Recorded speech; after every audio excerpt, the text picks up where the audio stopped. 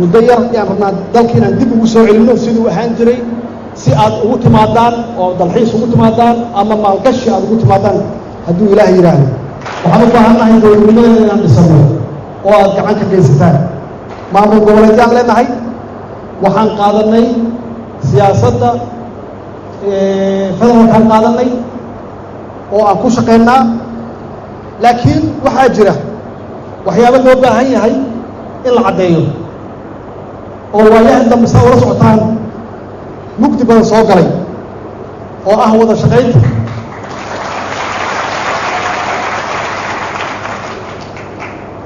saan idiin sheegnay annaga waxaan nahay xaqiiqatan fakar cusub aan hadda idiin sheegaan ka shaqaynaa oo ah kow danta guud in laga shaqeeyo danta guud waa dastuurka in la ilaaliyo dastuurka macnihiisu wuxuu yahay bacdama aan nahay dowlad federaal ah dowladda federaalka ah waxay leedahay door waxqabad shaqay leedahay oo dastuurku uu caddeynayo maamul goboleedyaduna waxay leeyihiin shaqo degmooyinka ka hooseeya shaqooyin ay leeyihiin shaqooyinkaasna waxa isku khaldamaya ma aha xitaa haddii qofka danleyda siyaasadeed uu rabo inuu isku khaldo waxaa la rabaa majority-ga dadka in ay qabtaan oo yidhaahdaan waxaan waa dastuur laakiin caqliga suubanna wuxuu sheegayaa in la helo dowlad dhexe oo xoog leh waana federaalka saasa federaalku wuxuu yahay waa dowladda dhexaa xoog leh xoogna waxay ku leedahay waxaa hoos taga oo ay maamushaa arrimaha ciidanka qalabka sida iyo difaaca dalka waxay maamushaa siyaasadda dhaqaalaha waxay maamushaa siyaasadda arrimaha dibadda waxay maamushaa siyaasadda immigrationka iyo xuduudaha haddaad maqashaan dowlad awooddeedu waaba intaasba dowlad goboleedyada waxaa u soo haray in adeegii ay gaarsiiyaan hadday tahay waxbarasho hadday tahay caafimaad hadday tahay inay dadkooda mas-uulka ka yihiin ay ka warqabaan hadday tahay ceelal inay u sameeyaan iyo canshuuraha inay aruuriyaan oo qeybna ay ku leedahay dowladda dhexe anigu waxaan ka hadlaya systemka federaalka adduunka ka jira waa noocaas laakiin maamul goboleed hadduu yidhaahdo siyaasad arrin dibadeedaan leeyahay oo gaar ah oo waxaan rabaa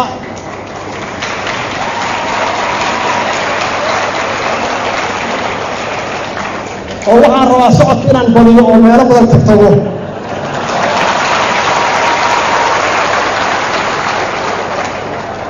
su-aasha taalo waxay tahay haddii aad la fadhiisato madaxweyne silvakiir haddaad la fadhiisato adiga silvakiir maxaa idinka dhexeeya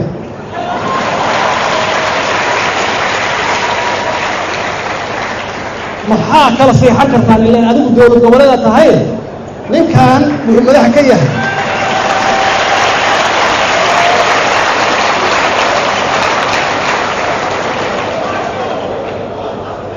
marka haddii aad soo raadsato silvakiir iyo madaxweynayaasha gobolka nala degan haddaad soo raadsato ama ra-iisul wasaarayaasha aad soo raadsato macnaheedu waxay tahay waxaad muujinaysaa dalkaaga inuu kala daadsan yahay dalkaaga inuu fowdo yahay maxaa yeelay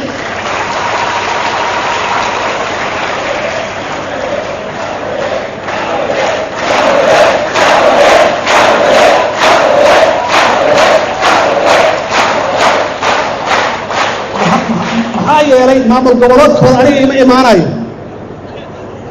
ima imaanayo nidaam iyo shuruuc iyo kala dambeyn yaa taalla marka macnaheedu waxay tahay arrimo dibadeed ma yeelan karo dowlad goboleed ma yeelan karo dastuurkana waa qoraya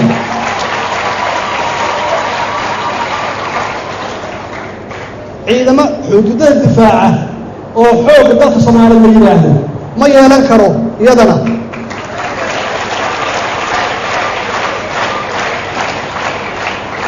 marka marka haddii la yidhaahdo ciidamada la aruurinaya yaa lagula dagaalaya ciidamadaas waxaan weeye arrimaha dhaqaalaha waa sidaas dowladda dhexaa iska leh monetary systemka dhaqaalaha iyo daabacaadda lacagaha iyo inflation controlkeeda ila control inflationka iyo haynta xafidaadda dhaqaalaha lacagaha dowladda dhexaa iska leh immigration iskana waana saas oo kale iyada naftigeeda meelaha laga soo galayo dalka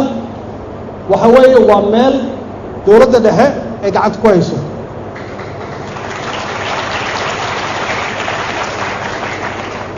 si kale aan kugu dhigo si kale aan rabaan inuu kugu dhigo haddii marka dowlad goboleedku uu yidhaahdo intaas anaa iska leh federaal maaha waxaan ka shaqaynayne waa confederal one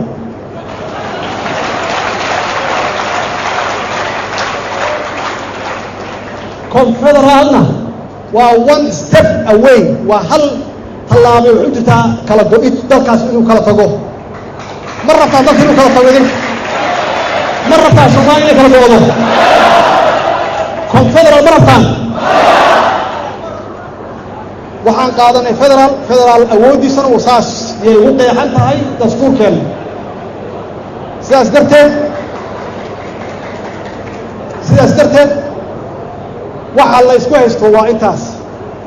wax kale maaha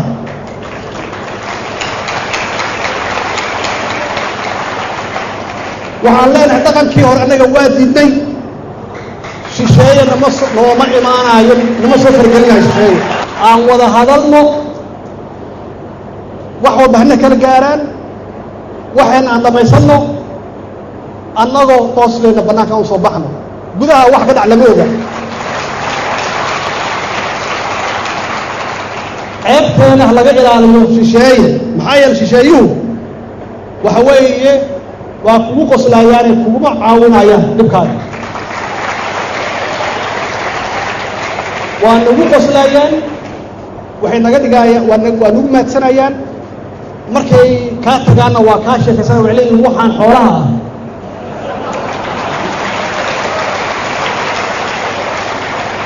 oo awooddoodii ilaahay tusi waayo maxay ahaayeen annaga awooddeena waa aragnaa awoodeennu waa idinka way awoodeennu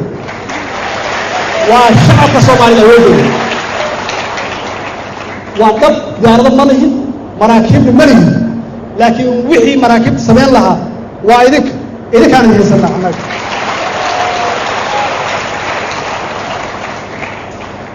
idinkaa ka xoog badan hub kasta qof kastoo haysta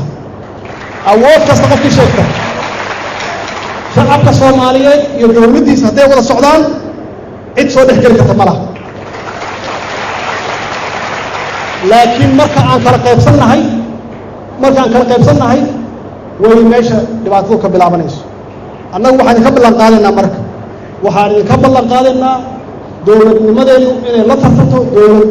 dowladaha adduunka ka jira inay la tartanto waa ballan yaan idinka qaadaynaa inaad nagu faantaan ma aha inaad naga faantaan inaad nagu faantaan yaa ballan ilaahay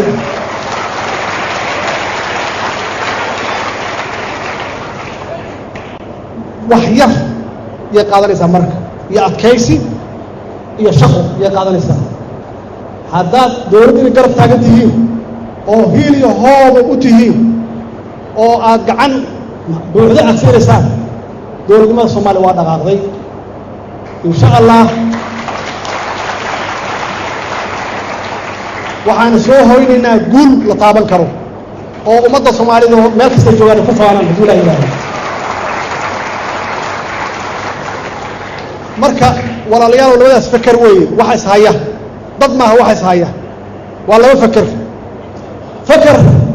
raba danaysi qabyaalad shisheeye musuq maasuq feker kaas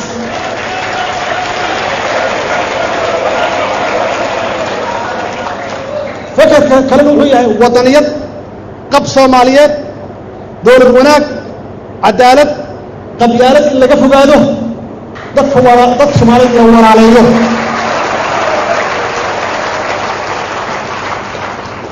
oo dadka naga dambeeya aan uga tagno system wanaagsan oo ay naga dhaxlaan oo aysan naga dhaxlin burbur aysan naga dhaxlin waxa ugu yar haddaan soo celino qabkii Soomaaliyeed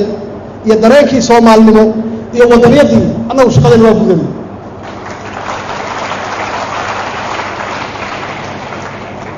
meel kasta ummadda Soomaaliyeedna waxaa laga rabaa iyada naftigeeda mas'uuliyadda ma saarna laba qof dhowr qof ma saarna mas'uuliyadda cid walba ay saaranta kulligiin waxaad tihiin ambassadors safiirra u tihiin Soomaaliya sharafkiina inaa ilaalisaan iyo sharafka dalkiina inaa ilaalisaan annagana nala xisaabtantaan markaas nala xisaabtantaan walaalayaal hadalku waa badiyey aad iyo aad ayaan runtii kugu mahad celinayaa insha allahna waa idin soo noqonaya hadduu ilaah yidhaahdo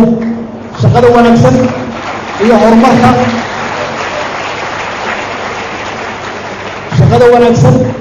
iyo magaca wanaagsan aad Soomaaliya u keenteen horey u wada shaqada wanaagsan ah wadaan iyada naftigeeda xoojiya dalkan kala shaqeeya dhinac walbaba amniga kala shaqeeya waa idin soo dhaweeyeen waxay idin siiyeen hooy marka waa inaad kala shaqaysaan dhinac walbaba inaad kala shaqaysaan si iyagana ay u horumaraan idinkan noloshiina iyo ay u horumarto. Assalaamu calaykum waraxmatullahi